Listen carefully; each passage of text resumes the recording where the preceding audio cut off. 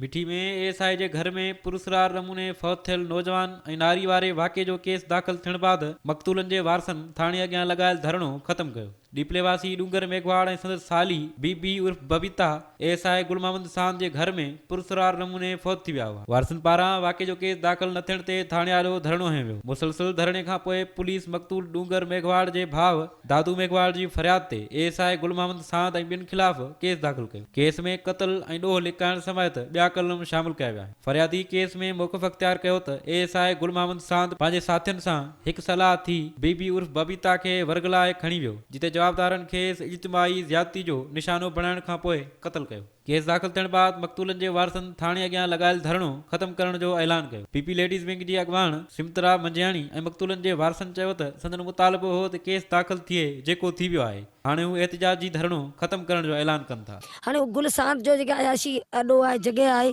उन में ज़ाहिर है पंहिंजे पुलिस पंहिंजे पटे भाई खे बचाइण लाइ जो उनमें कारियूं नीतियूं ॿियूं बि शामिल हूंदियूं। बबीता ऐं डूंगर जे जेके वारस ते वेठल इन्हनि सां इंसाफ़ कयो। असां एफआईआर कटायूं को थाने 3 ॾींहं थिया असीं थाणे अॻियां वेठा आहियूं।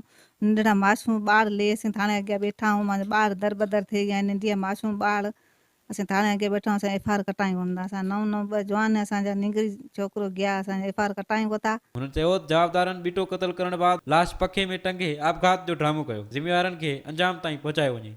जुनेद आज़ाद, सिंध टीवी न्यूज़, मिठी।